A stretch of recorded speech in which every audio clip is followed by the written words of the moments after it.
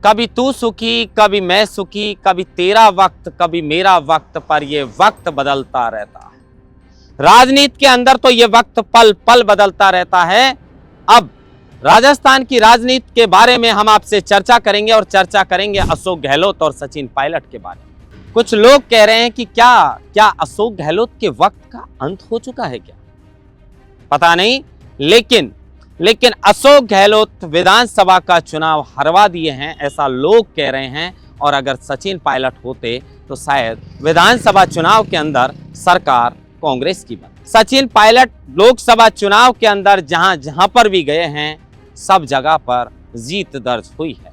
एक सीट अगर जयपुर ग्रामीण की बात करें तो अनिल चोपड़ा चंद वोटों से चुनाव हार गए। आरोप लग रहे हैं कि उसमें भी कुछ गड़बड़ झाला हुआ है, इसको लेकर भी विरोध हुआ है। लेकिन सचिन पायलट ने लोकसभा चुनाव के अंदर अपनी छाप इस बार जरूर छोड़ी है। सचिन पायलट वही नेता हैं राजस्थान के, जब सड़कों पर निकलते हैं तो एक बड़ा जनसैलाब उनके पीछे जाता है। और अगर राजस्थान के अंदर सबसे ज्यादा किसी के नारे लगते हैं आई लव यू के, तो वो हैं सचिन पायलट। कह सकते हैं कि राजस्थान के अंदर सचिन पायलट की फैन फॉलोइंग बहुत बड़ी है। पूर्वी राजस्थान से भारतीय जनता पार्टी को इस बार जोर का झटका लगा है। भारतीय जनता पार्टी ने पूर्वी राजस्थान से ही भरतपुर से मुख्यमंत्री भजनलाल शर्मा को चुना था, लेकिन पूर्वी राजस्थान से मुख्यमंत्री बनने के बाद भी बीजेपी का पूरे राजस्थान में सुपड़ा साफ हो गया। पूरे राजस्थान की बात करें तो 11 सीटों पर इंडिया गठबंधन ने जीत दर्ज की है, लेकिन पूर्वी राजस्थान में सचिन पायलट का बड़ा क्रेज है।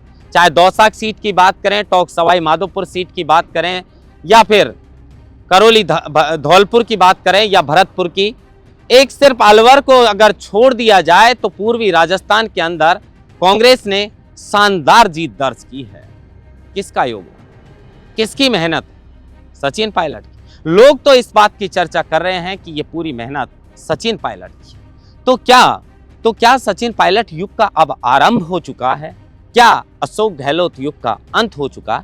ये बात हम नहीं, ये बात लोग कर रहे हैं। और लोग बात भी वही करते हैं जो दिखता है। और ये दिखा है कि जिस नेता ने मन से सचिन पायलट को बुलाया है और सचिन पायलट गए हैं, वहां पर कांग्रेस की शानदार वापसी हुई है। तो क्या अब राहुल गांधी सचिन पायलट पर पूरी तरह भरोसा पहले से करते थे, लेकिन क्या कोई बड़ी जिम्मेदारी देंगे?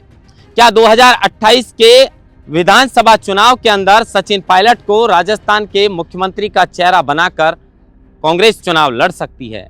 क्या पूरी तरह अशोक गहलोत युग का अंत हो सकता है? देखिए, अशोक गहलोत खुद के बेटे को भी चुनाव जितवाने में कामयाब नहीं हुए और सचिन पायलट को भी वहां पर नहीं बुलाया गया। अब लोग कह रहे हैं कि जो अपने बेटे को चुनाव नहीं जितवा सकता वो सरकार कहां से बनाएगा? 1998 के अंदर परशुराम मदेरणा राजस्थान के प्रदेश अध्यक्ष थे। चुनाव जीता कांग्रेस ने, लेकिन गद्दी पर बैठे अशोक गहलोत। 3 में अशोक गहलोत ने खुद अपने नेतृत्व में अपने जिम्मेदारी से चुनाव लड़ा, चुनाव हार गए। 2008 में फिर सीपी जोशी को प्रदेश अध्यक्ष बनाया, फिर कांग्रेस चुनाव जीत गई।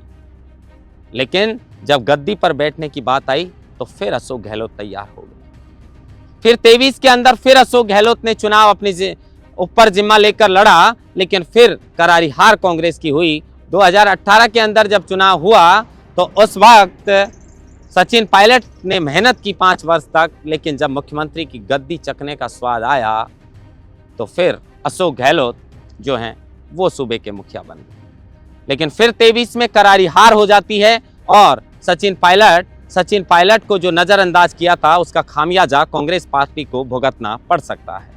अब देखना यह दिलचस्प होगा कि राजस्थान में सचिन पायलट को क्या बड़ी जिम्मेदारी आने वाले समय में कांग्रेस पार्टी देती है और अशोक गहलोत के साथ क्या कोई खेला हो सकता है।